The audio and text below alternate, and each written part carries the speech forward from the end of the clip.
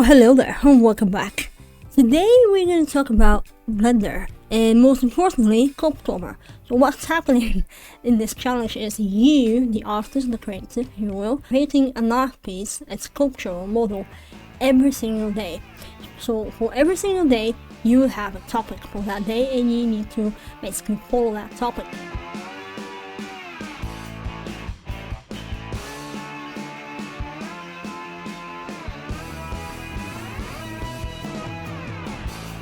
I haven't done these in a while. I haven't made a video. I'm terrible. I'm sorry. Please forgive me. Please forgive me. I'm drinking coffee at 5 p.m. It's pitch dark outside. Let's get into this. So for the sculpture thing, we have to create a 3D art piece. So it didn't matter what type of software you were using, you have to create an art piece for that day. And also, you didn't have to use any software as well. You could have used simple clay. I decided to use Blender 3D because for a while I said I want to learn Blender and I never really got around it. Maybe because I didn't really push myself. I always found distractions and excuses not to do it. But that's why I decided with this type of challenge really to push myself, to put my ducks in a row, to commit to this, to actually finish it. My goal for this wasn't to finish the challenge on the 31st. Actually, my goal was to just finish the challenge, just to do the 31 pieces. That was my main goal. The challenge starts on the 1st of October and I didn't start on the 1st of October. I don't know why. I started on the 8th of October for whatever reason. And yeah, so anyway, I was like 6 days behind. People were already making stuff and I was like, no. So that in a way, it kind of gave me an extra push to be like, okay, I want to catch up to these guys. But what I ended up doing was making 2 pieces a day, sometimes even 3, which was unlikely. I'm not a beginner with Blender, but I'm not an intermediate as well. So I guess I'm somewhere in between those two. So let's say I'm an intermediate. I'm mediate. Is that a word? I'm mid. As the kids say, mid. Everything's mid. So yeah, I'm mid in Blender. But I slowly caught up to the challenge. Actually, I managed to catch on the challenge, and then I also went back. I had to do other stuff, but I was still committed to finish it. So everything's according to plan. Everything. Boy. So a couple of things that I noticed from this whole challenge was, number one, despite what type of artist are you a digital artist, are you a 3D artist, are you a 2D artist, are you a concept artist, whatever creative field you are in, do not be afraid to use references. They will save your life, basically. At the beginning of this challenge, I decided to sketch out my ideas and I was trying to, have a sketch and try to replicate that sketch, and very quickly, I realized that's impossible because I'm not that good yet. I'm trying to achieve likeness and it's not always working out. Yeah, but it's not impossible. The proof of that is this piece over here. It says it is the 10th day topic, and I had a visual image in my head what exactly I wanted to make, and then I ended up first doing a very rough sketch. I'll show you a picture of it. Because the sketch is very bad, but in my head I knew exactly what I wanted to make, and this right here I think is the first time I noticed some sort of improvement that I was having.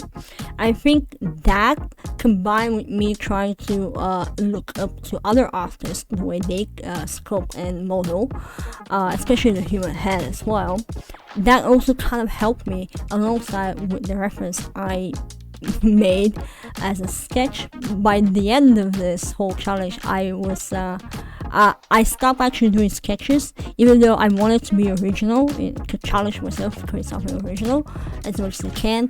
At some point in the challenge, I noticed that I was doing fan art, which is weird.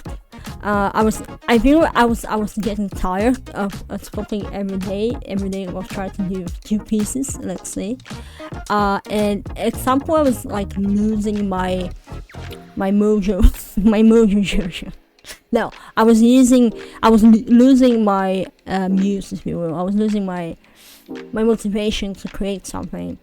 It was very tiring, which brings me to the second thing I kind of got out of this challenge is it's too freaking long. If you're someone who is just starting out, let's say in Blender or any other program, or 3D program, or even with drawing in general, 31 days for a challenge if you're a beginner are going to be very, very rough. So don't be afraid to maybe just do 10 days for starters. Now, as I said, I'm not a beginner quite. I wouldn't call myself a beginner, but I'm not a professional yet. It felt long as well for me. I was kind of just doing it because I have to do it, and that's not fun. And when you end up in this type of position, yeah, I'm just gonna do it because I have to do it. It's not gonna be that original. You're not gonna put your heart and soul into it. It's just you're gonna feel like this. And there's a couple of pieces that I did, and now when I look at them, I'm like, why did I do that? Why? So it's okay to, if you're a quality type person, it's okay to choose the substance rather than the quantity. Because at some point I was looking for the quantity in this challenge, and that didn't allow me to be as creative as I should have been. But yeah, that leads me to the third point in this is to not be hard on yourself. Despite if you're a beginner, intermediate, or professional, this is a challenge at the end of the day. So the fact that you're putting yourself out there is something that you should be proud of yourself. Is it the best work that you're gonna put out there? Probably not. But that's okay, because before you start putting out the amazing, the perfect artworks, you're gonna do a bunch of shit. Let's just be honest. So yeah, that's my bullshit. I mean, you can see some of them. Oh boy, but don't be hard on yourself. Don't beat yourself up if you can't really create the amazing image you have in your head into the 3D. It's okay. It's okay to fail. I think from failure, though, ironically, that's the best way we can learn. And I wouldn't consider this whole challenge to be a failure for me. Because I learned a lot from it, and now looking back, I can say that I'm feeling way more comfortable and confident with Blender than before.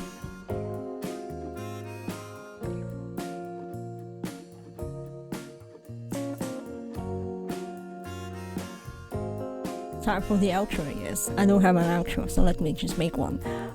Thanks so much for watching this video. I know it's not the longest. I wish it would be longer, but I don't have any footage of the stuff I was making. I thought that maybe that would put more stress on me to do them, so I didn't do it. I hope with this video to inspire any of you to jump on this type of challenge, maybe a different challenge, especially when it comes to 3D, because it's not an easy thing to do. Especially transitioning from 2D to 3D, it takes a bit of time, and it's not all about the software in this case. It's more like how you rewire your brain, how you think about stuff in 3D space rather than in 2D. All in all, my final thoughts about my whole experience with this type of challenge. First of all, I'm happy that I did it. Yes, it was long, but I'm happy that I commit to it, and I did some improvements. When you feel good about yourself, when you're happy, and the stuff that you're gonna make, they will reflect that happiness. So I noticed when I was stressed, or I was just, as I said earlier, when I was doing stuff just because I have to do it, they were not that good. They definitely reflect my chaotic nature inside. I was like, I just like to do something. Make sure if you're in a good place, obviously that will reflect on the work that you're gonna do and in your whole being in general, I guess. That's gonna be all for me. I hope you enjoyed this, as I said. And if you like this, make sure you subscribe if you want to do this type of stuff. Yeah. Anyway, that's gonna be all for me, kids, and grown-ups, and too much of a grown-ups. I don't know. I'm very bad with their outro at this point. Stay healthy. I'm gonna see you in the next one. Till then, be happy, or make yourself happy. That can go both ways. I will leave the room. Bye now. For now. Jeez.